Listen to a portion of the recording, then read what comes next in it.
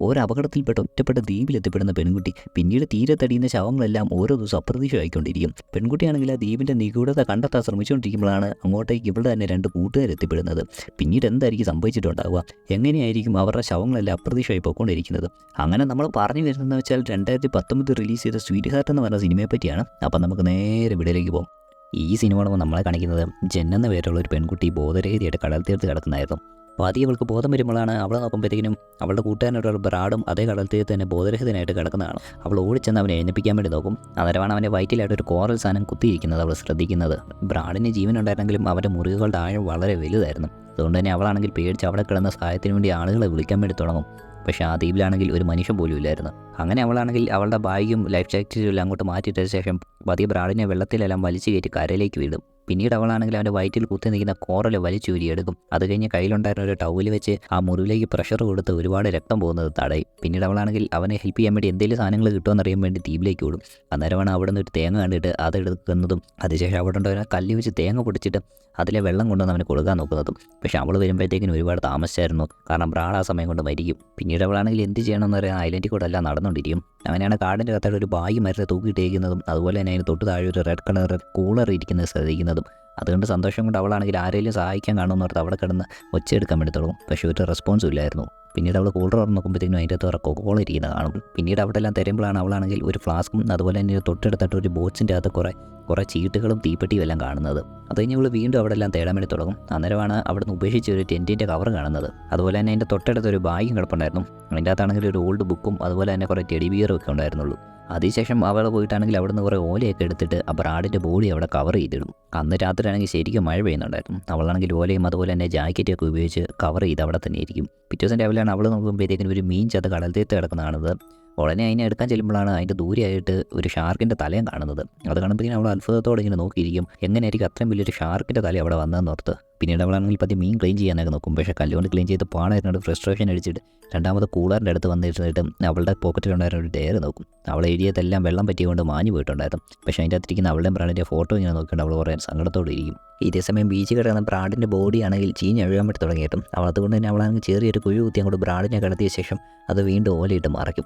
അന്ന് രാത്രിയാകുമ്പോഴത്തേക്കും അവളാണെങ്കിൽ ഏറെക്കുറെ മീൻ ഉണ്ടാക്കിയിട്ട് അത് കഴിച്ചിട്ട് കിടക്കും. പിറ്റേ ദിവസം അവൾ ബീച്ചിൽ കൂടെ നടക്കുമ്പോഴാണ് ഞെട്ടിപ്പോകുന്നത്. കാരണം ബ്രാഡിൻ്റെ ബോഡി അവിടെ ഇല്ലായിരുന്നു. അതാണെങ്കിൽ ജംഗിളിലേക്ക് ആരോ വലിച്ചഴിച്ചുകൊണ്ട് പോയിട്ടുണ്ടായിരുന്നു. ഇത് കണ്ട് പേടി വന്ന അവളാണെങ്കിൽ അവളുടെ കയ്യിലുള്ള വടിയുടെ മൂർച്ച കൂട്ടിയ ശേഷം കാട്ടിലേക്ക് ഇറങ്ങാൻ വേണ്ടി തുടങ്ങും. പിന്നീടാണ് ഇവൾ നോക്കുമ്പോഴത്തേക്കും എന്തോ ദൂരെ നിന്ന് ഒഴുകി വരുന്നത് കാണുന്നത്. അങ്ങനെ അവളാണെങ്കിൽ അതെന്നാണെന്ന് അറിയാൻ വേണ്ടി കടലിലേക്ക് ഇറങ്ങും. അതാണെങ്കിൽ ഒരു ബക്കറ്റും അതുപോലെ തന്നെ ഒരു ലഗേജിൻ്റെ പീസുമായിരുന്നു.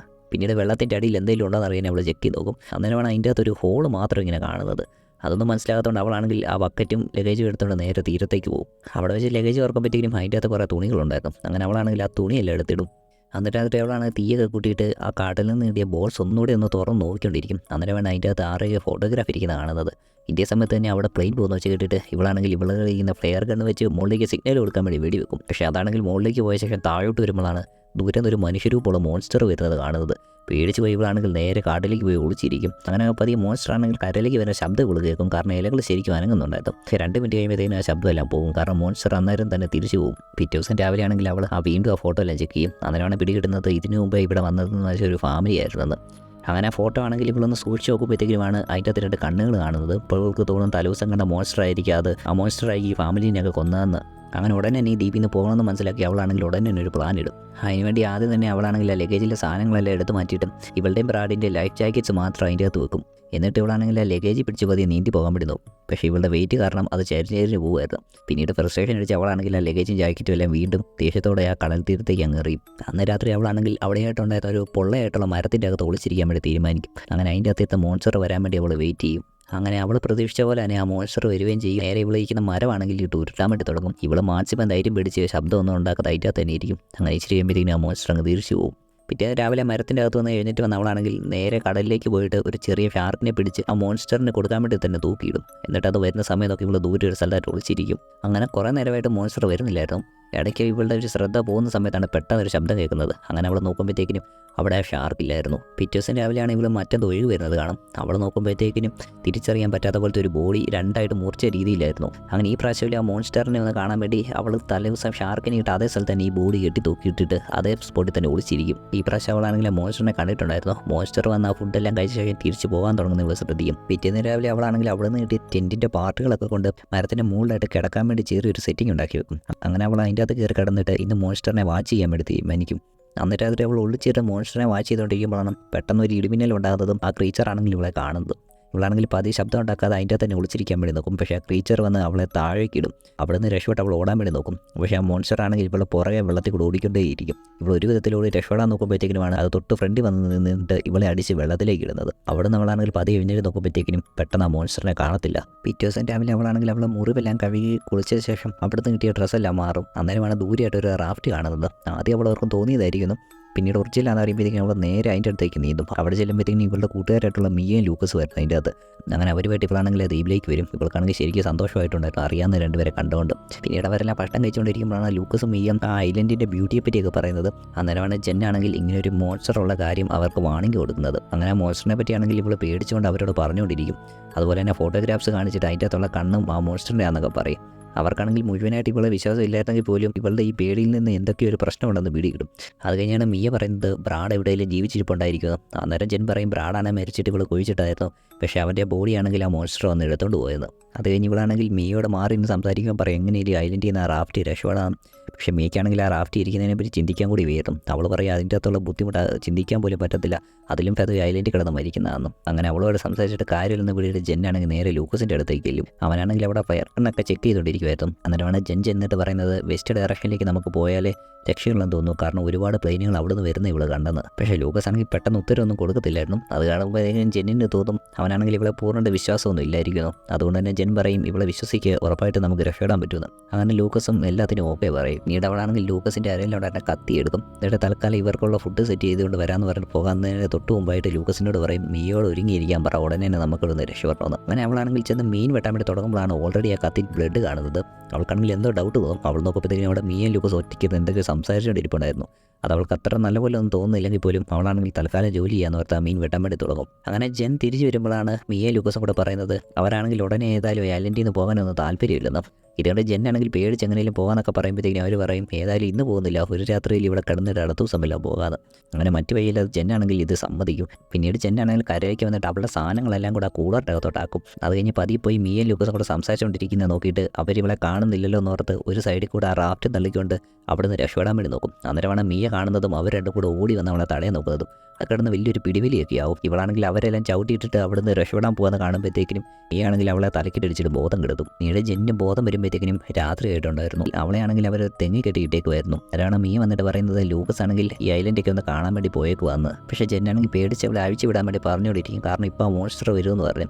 മിയയ്ക്കാണെങ്കിൽ അതൊന്നും വിശ്വാസമില്ലായിരുന്നു. അന്നേരമാണ് ആ ദ്വീപ് ഫുള്ള് നടന്നു കഴിഞ്ഞ് ലൂക്കസ് അങ്ങോട്ട് വരുന്നത്. അവൻ പറയും അവനാണെങ്കിൽ ആ ദ്വീപിൻ്റെ അതൊന്നും കണ്ടെത്താൻ പറ്റിയിട്ടില്ലെന്ന്. ഇതൊക്കെ കേൾക്കുന്ന ജെന്നാണെങ്കിൽ വീണ്ടും വിട്ടു അവളുടെ കഴുത്തഴിച്ച് ഇവിടെ ഇപ്പം തന്നെ മോൺസ്റ്റർ വരുമെന്ന് പറഞ്ഞുകൊണ്ടിരിക്കും. ലൂക്കസ് ആണെങ്കിൽ അതൊന്നും കേൾക്കാതെ അവളോട് സംസാരിച്ചുകൊണ്ടിരിക്കുമ്പോഴാണ് പെട്ടെന്ന് മിയയുടെ കരയിൽ കേൾക്കുന്നത്. ഇവനുടൻ തന്നെ തീ എടുത്തുകൊണ്ട് അങ്ങോട്ട് ചെല്ലുമ്പോഴത്തേക്കും ആ മോൺസ്റ്റർ ആണെങ്കിൽ മിയനെ പിടിച്ച് കഴിക്കാൻ വേണ്ടി തുടങ്ങുമായിരുന്നു.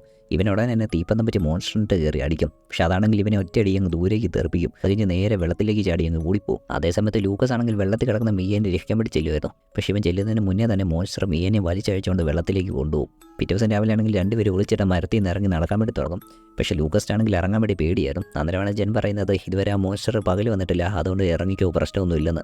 അത് കഴിഞ്ഞ് അവർ രണ്ടുപേരും കൂടെ കടലിലേക്ക് ഇറങ്ങി മീനൊക്കെ പിടിച്ച് കഴിച്ച ശേഷം എല്ലാ സാധനങ്ങളും പാക്ക് ചെയ്ത് റാഫ്റ്റിലേക്ക് കയറ്റി അവിടെ നിന്ന് രക്ഷപ്പെടാൻ വേണ്ടി നോക്കും. അവരാണെങ്കിൽ തുഴയാൻ വേണ്ടി തുടങ്ങുമ്പോഴാണ് പെട്ടെന്ന് ആ മോൺസ്റ്ററിൻ്റെ കൈ വന്ന് ലൂക്കസിനെ താഴോട്ട് വലിച്ചിടാൻ നോക്കുന്നത്. പക്ഷേ പെട്ടെന്ന് അവർ രണ്ടുപേരും അതിൻ്റെ അകത്തോട്ട് കയറി അതെല്ലാം അടച്ചു വെക്കും. പിന്നീട് അവരാണെങ്കിൽ അവരുടെ കയ്യിലുള്ള വെപ്പൻസ് ഒക്കെ എടുത്ത് റെഡി ആയിരിക്കും. പക്ഷേ ആ മോൺസ്റ്റർ ആണെങ്കിൽ റാഫ്റ്റ് പൊട്ടിച്ച് അതിൻ്റെ തല മുകളിലേക്ക് ഇറക്കി ഇവരെ കടിക്കാൻ വേണ്ടി നോക്കും. അന്നേരമാണ് ലൂക്കസ് ഫ്ലെയർ ഗൺ വെച്ച് വെടിവെക്കുന്നത്.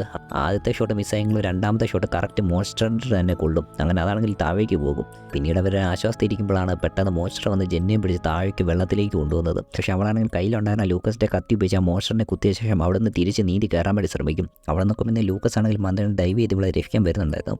പക്ഷേ അതിന് തൊട്ട് മുമ്പ് തന്നെ മോൺസ്റ്റർ ആണെങ്കിൽ ലൂക്കസിനെ പിടിച്ചുകൊണ്ട് തൊട്ട് താഴത്തെ ബ്ലാക്ക് ഹോളിലേക്ക് അങ്ങ് അങ്ങ് പോകും. പിന്നീട് ഇവളാണെങ്കിൽ ഒരു വിധത്തിൽ കരയെ വരും. അത് കഴിഞ്ഞ് ഏതായാലും മോൺസ്റ്ററെ നേരിട്ടിട്ടേ ഉള്ളെന്നുള്ള രീതിയിൽ അവിടെ നിന്ന് ഓരോ കമ്പുകൾ ശേഖരിക്കും. പിന്നീട് അതേ ദ്വീപിൽ കിട്ടിയ അവശിഷ്ടങ്ങളെല്ലാം പൊട്ടിച്ച് പുതിയ പുതിയ ആയുധങ്ങൾ ഉണ്ടാക്കും. അന്ന് രാത്രി അവളാണെങ്കിൽ മോൺസ്റ്ററിനെ കെണി പിടിക്കാൻ ഒരു മീൻ തൂക്കിയിട്ടിട്ട് അതിന് ചുറ്റും തീയിടും. അവൻ്റെ മോൺസ്റ്ററാണെങ്കിൽ അത് എടുക്കാൻ വേണ്ടി വരുമ്പോഴത്തേക്കും ഇവളാണെങ്കിൽ പിന്നീട് നിന്ന് മൂർച്ചയുള്ള ഒരു കുന്തം വെച്ച് അവൻ കുത്തും. എന്നിട്ട് പെട്ടെന്ന് തന്നെ അടുത്തുള്ള മരത്തിൻ്റെ അവിടെ വിളിക്കും. മോൺസ്റ്ററാണെങ്കിൽ ഇവളെ തപ്പി ഇങ്ങനെ നടക്കും.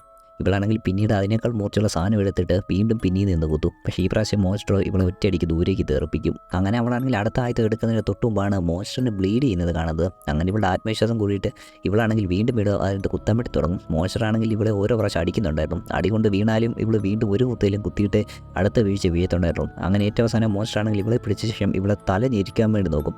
അന്നേരമാണ് ഇവൾ ഒളിപ്പിച്ച് വെച്ചിരിക്കുന്ന കത്തി ഉപയോഗിച്ച് അതിൻ്റെ ചെസ്റ്റിൽ ഒരുപാട് തവണ കുത്തുന്നത്. അങ്ങനെ വേദന കാരണം ആ മോൺസ്റ്റർ അവളെ കയ്യിൽ നിന്ന് വിടും.